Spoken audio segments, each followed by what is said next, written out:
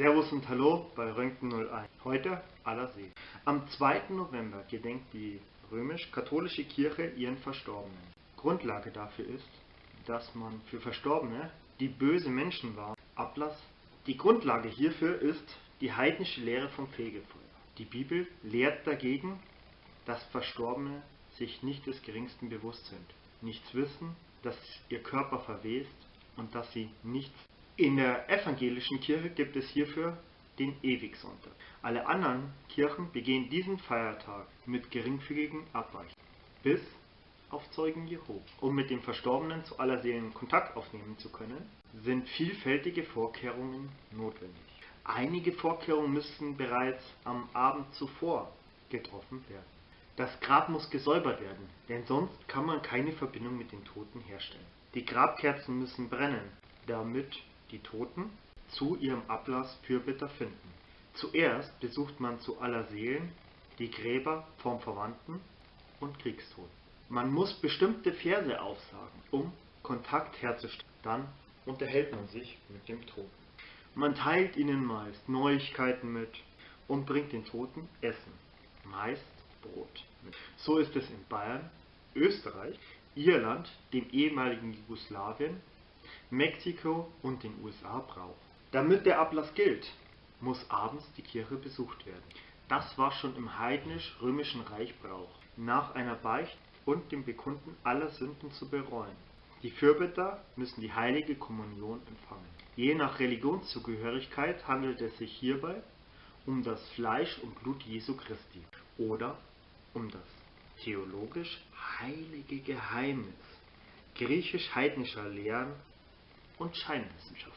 In lutheranischen und evangelischen Gemeinden wird dies auch als Abendmahl bezeichnet. Jedoch entspringen alle Handlungen einem falschen Verständnis über das letzte Abendmahl Jesu Christi.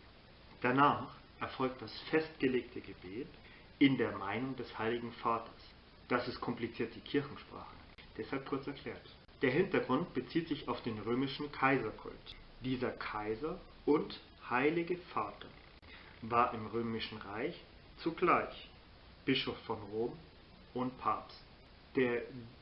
Dieser Herrscher wurde als Gott verehrt. Als dieser Gott stand er über Jehova, dem Gott der Bibel.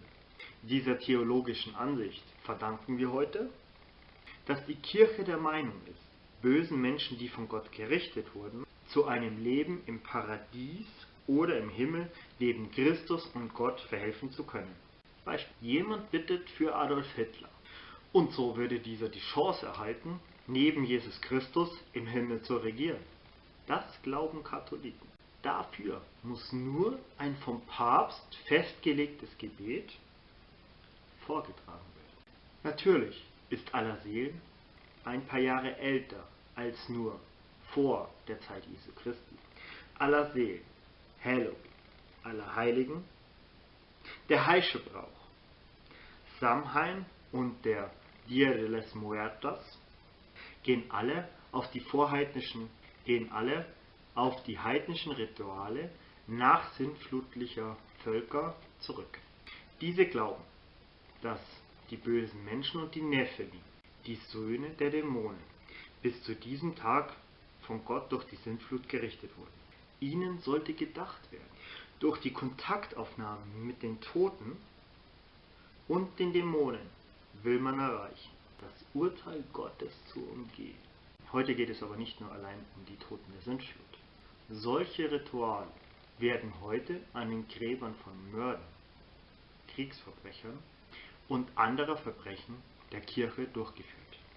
Die falsche Religion glaubt und glaubte schon immer, so Mitstreiter für die große Schlacht von Armageddon zu finden, um dann gegen Jesus Christus und Gott und die Engel in der Überzahl zu sein. Das ist die Grundlage von Allerseelen. Menschen, die sich daran beteiligen, treten also christliche Grundsätze mit Füßen. Dies ist auch der Grund, warum Jehovas Zeugen Allerseelen nicht feiern. Als Christen wissen wir Zeugen Jehovas genau, man kann nur eine besondere Beziehung zwischen uns und Jehova Gott so wie Jesus Christus erreicht, wenn man von solch heidnischen Ritualen Abstand nimmt. Dazu gibt es keine Alternative.